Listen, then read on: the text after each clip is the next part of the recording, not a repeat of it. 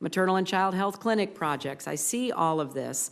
But oftentimes people don't know in the country where we're helping them or in our own country what we are investing in.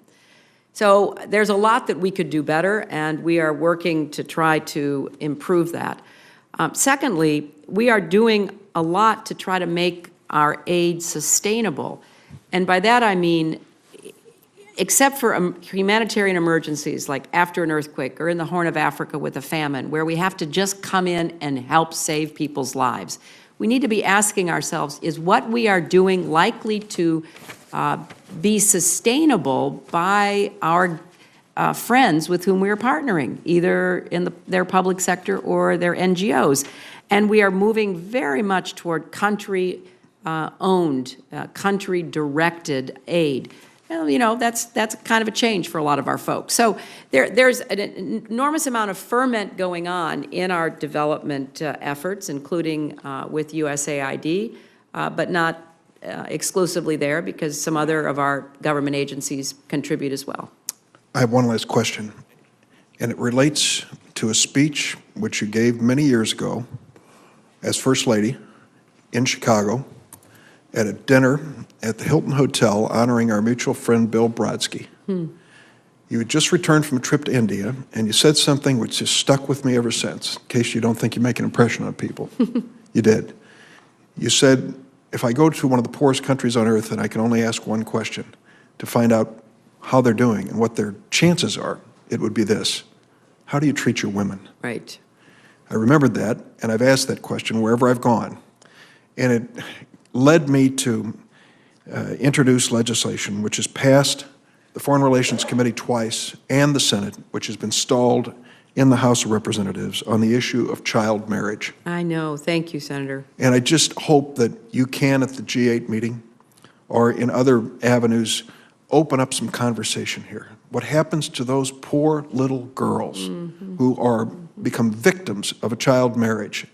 It ruins their lives and sometimes literally kills them with an early pregnancy they can't handle. Right. So I hope you can join the voices that are both sides of the aisle here that are promoting that legislation. We strongly support it. We were deeply disappointed that it died in the House for reasons that I don't think were directly relevant to the purpose of the bill. So we want to work with you and with a bipartisan coalition in the House to try to get it passed this year. Thank you. And if I can take the chairman's prerogative here to praise Senator Durbin, who has been he's been a consistent voice in this and in other issues that come also in the Judiciary Committee. But you, Madam Secretary, from your days as First Lady, you've been very consistent in this. You were as a member of the U.S. Senate. You've continued as Secretary of State. And I have to think that there are, as a result, in some of the efforts that have gone on, there are young women who may never know you or Senator Durbin or any of the rest of us. All they'll know is their lives are better. And I think that's what we strive for. And if we don't do that, then we don't deserve the privilege we have as citizens of this country, and in our case, citizens who do not have to worry about those kind of things. So I thank you both. Thank you. Senator Landrieu. Thank you, Mr. Chairman, and Madam Secretary, it's always wonderful to see you, and thank you for your leadership. And I also want to thank Senator Durbin and Leahy for their initiative on child marriage, and want to join them in supporting that initiative. I also want to commend you for your work with the Director of USAID on your reform efforts for how we deliver foreign aid. I think it's a major departure, but an important departure, Mr. Chairman, that I'm sure you're aware the Secretary and Dr. Shaw have been developing, which is to purchase more of the supplies and goods from the countries that we are attempting to serve, because it then has the added benefit of not only putting in the well or building the hospital or the clinic, but you're also stimulating the local business and local entrepreneurship. Can you comment briefly about that initiative, and are you pleased with the way it's moving forward? Is there anything we can do to be more supportive? Well, Senator, first, let me thank you for your very important focus on aid, and particularly on everything that we're trying to do for children around the world. You know, as part of our first ever quadrennial diplomacy and development review that I directed, we've all taken a hard look at how we can do our business more efficiently, produce better results in state and USAID. And under Dr. Raj Shah's leadership, USAID is moving forward on their AID forward agenda on how we can improve procurement, how we can improve the IT platforms that AID uses. In fact, how do AID and state work closer together to eliminate duplication and redundancy so that our separate missions are not wasting money on things that are essentially, you know, just the logistical part of being out in the world. So I think that on these indicators, and I can get you a fuller response for the record, of procurement, shifting toward more locally purchased goods and services saves money and gives us, therefore, more bang for the buck in delivering the aid that we're looking for. Looking at how we deploy people is giving Administrator Shah more flexibility so that he can more quickly move people from location to location, increasing the coordination between AID and state so that we're not reinventing the wheel every time there's an emergency. AID leads on humanitarian emergencies, state leads on, you know, political conflict emergencies. So we are really trying to do what we do better. We think it's part of our obligation, and I'm very proud of what AID is doing.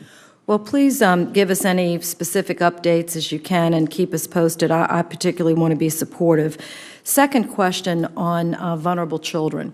As you know, several years ago, and Senator Leahy has supported this set aside in the budget to focus on, it was authorized, but the Senator also supports it, a couple of $100 million for orphans and vulnerable children. And under your leadership and with the State Department and with this committee, we've been trying to focus that money, which is a large amount but small in relation to all of the PEPFAR money and others, on programs that can help better connect and serve children that are out of family care. And you agreed and spoke at the first conference directed. Can you give us a brief update about how the State Department or USAID can be a little bit more focused on trying to reach to those children who are just out of family care? They're either on the street, they're in institutions. How are we better connecting them to families, which every child deserves a permanent, loving, and protective family?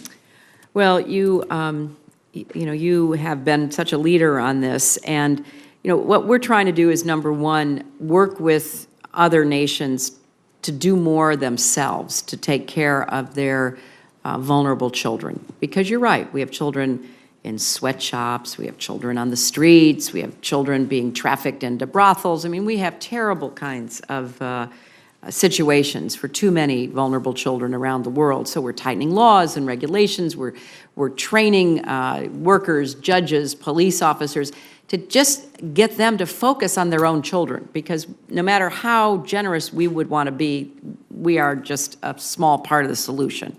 But with respect to what we're doing, we are working to improve adoption systems and out-of-home care for vulnerable children around the world. We had over 9,000 children finding permanent homes through inter-country adoption last year. We know that is an important part of what we can do to help these vulnerable children.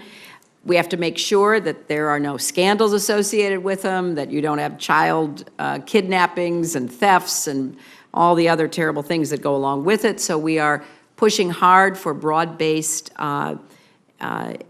acceptance of the Hague Convention on adoption. So we have a multi-pronged strategy, which you have helped us support by having the Congress be a partner, and we want to continue doing that. Thank you. And my final question, I do want to mention Haiti and the opportunity that I had to go down to Haiti about a year and a half ago. I look forward to getting briefed by the chairman on his recent visit and just want to encourage our work. I know it's difficult. My final question, though, is about Latin America. The budget, and the president has recommended, which is hard for me to understand, and I know all budgets are tight, a $92 million reduction for the Western Hemisphere.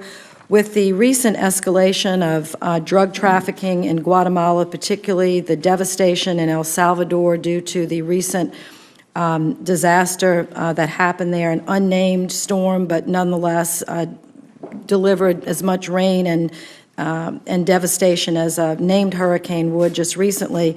How are we justifying this reduction, and are you concerned about it, and what can we do to show our support for these emerging Latin American democracies that are so important?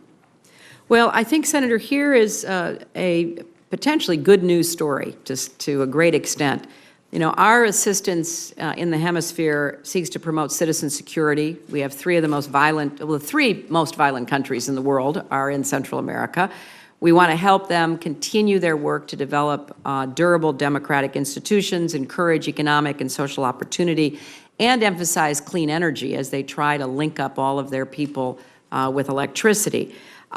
So the decrease in the FY 2013 request reflects a trend toward lower costs. Lower costs first because what we have learned is how to be more efficient in our security-related institution building programs. We are focusing on fewer areas of development in USAID in light of the overall economic progress in the hemisphere. So, for example, our request for citizen security programs is declining in part because two of our largest recipients, Colombia and Mexico, are transitioning from periods of intensive capital investment, you know, building police academies, building prisons, building courthouses, to equipment and training. And they're really looking at how they are sustainable. And I think this Congress should be very proud of the work we have done in Colombia and in Mexico over the last 15 years. And we are also trying to, you know, be smarter about how we ask Latin America to help itself.